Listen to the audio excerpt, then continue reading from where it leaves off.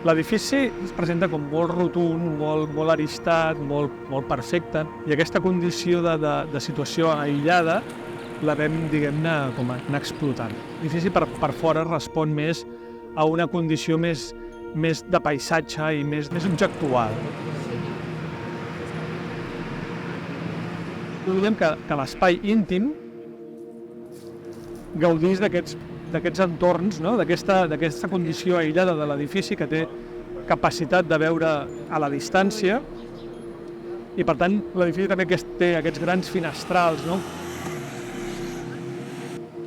Tant el Juan Herreros des d'Estudi Herreros, el Martí a l'ETSAP i jo al Vallès, tots som professors i crec que una mica aquestes tres potes de la professió, la pedagogia i la recerca fan que d'alguna manera tinguis un esperit o una gimnàstica per enfrontar-te als reptes projectuals que va més enllà potser del merament l'ofici d'arquitecte i resoldre un projecte de la millor manera possible.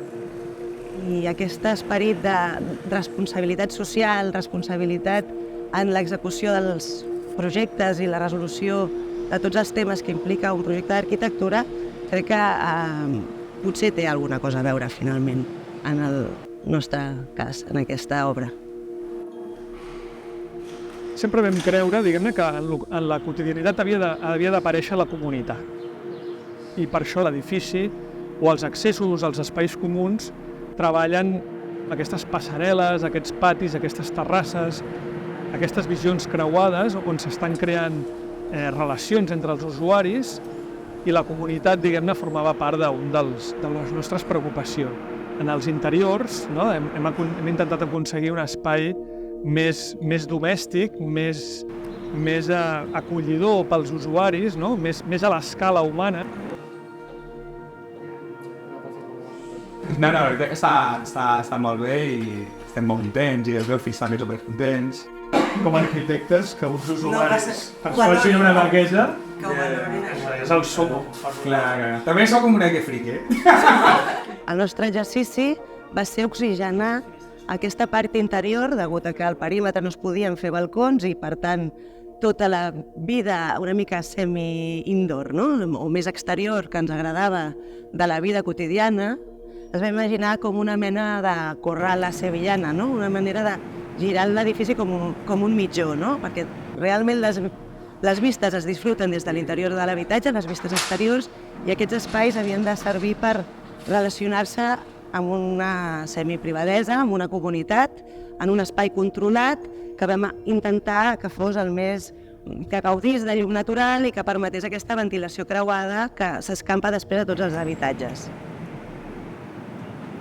Per això els patis són tan grans, no? Vam intentar que aquesta pressió interior de l'edifici, d'aquests espais interiors, fessin el més grans possibles, perquè aquests espais comunitaris fossin el més grans, no? El projecte millora, diguem-ne, per la connivència o per l'entesa entre l'administració i els redactors, en aquest cas nosaltres.